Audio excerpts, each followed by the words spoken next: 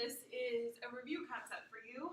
We are just adding, subtracting, and multiplying polynomials. So first of all, let's add these two. Because we're adding them, we don't have to change any of the signs in that second one. And we can just go straight to rewriting the polynomial without the parentheses. Plus negative 3x squared plus 5x cubed minus 7x. And then all we have to do is combine our like terms. So we've got 2x cubed and 5x cubed, positive 5x cubed. Together that makes 7x cubed. Then we have negative 4x squared and negative 3x squared. When you add those together, you get negative 7x squared. We have negative 7x. Nothing else is like it. So we'll just bring it down. And then we lastly have plus 2. And nothing's like it. So we'll just bring that down as well. That's it. On subtracting polynomials, we have that minus sign there, which we are going to have to distribute. So we've got to start by distributing the negative and changing all the signs in the second polynomial. We don't change anything in the first one, only in the second one. Let's just leave the first one as it is, but take away its parentheses. And we'll distribute the negative. So negative times 6x squared is going to be minus 6x squared. Negative times negative 4x would be plus 4x.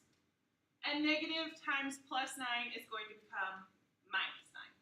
Then, just like those adding ones, we're going to combine like terms. So we have negative 3x squared and negative 6x squared, which gives us negative 9x squared. We have plus 4x plus 4x, which gives us plus 8x.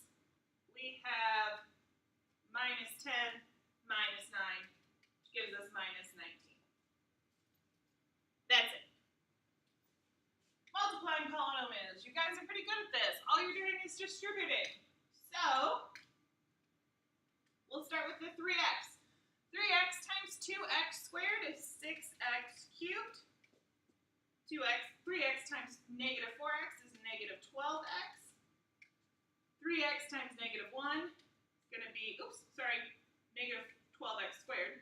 3x times negative 1 is minus 3x. Then I'll distribute the minus 4. So negative 4 times 2x squared is minus 8x squared. Negative 4 times negative 4x is plus 16x. And negative 4 times negative 1 gives me a plus 4. I have to, just like on my adding and subtracting, combine like terms. So this 6x cubed is by itself. Then I have negative 12x squared, negative 8x squared, which gives me negative 20x squared. That is a terrible color. Then I have negative 3x and plus 16x, which would give me plus 13x. And lastly, I have that plus 4 by itself, so I just bring it down. And that's all there is to that one. The last problem on this section is squaring a binomial. All that means, when we see an exponent, it means to multiply something by itself that many times. So if we're squaring something, that means that we're multiplying it by itself twice. You cannot distribute an exponent across a subtraction problem.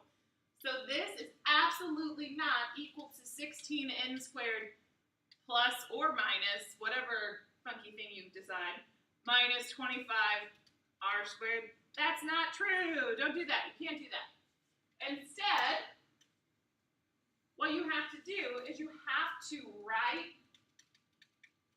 it twice. Write it twice.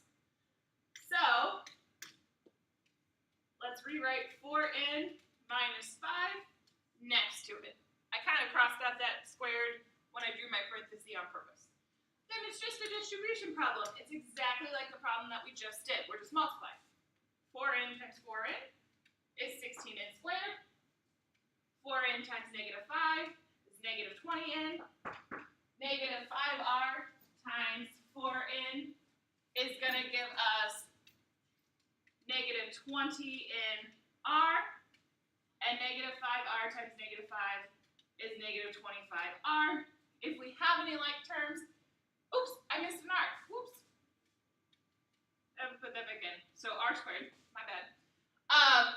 If we have like terms, we'll combine them. We do. We have negative 20nr and negative 20nr. So we get 16n squared minus 40nr plus, what am I doing? Plus 25r squared. Sorry, that was not done super well, but I know you know how to multiply, so you'll be fine. The most important thing is that you have to write it twice. And that's all there is to it.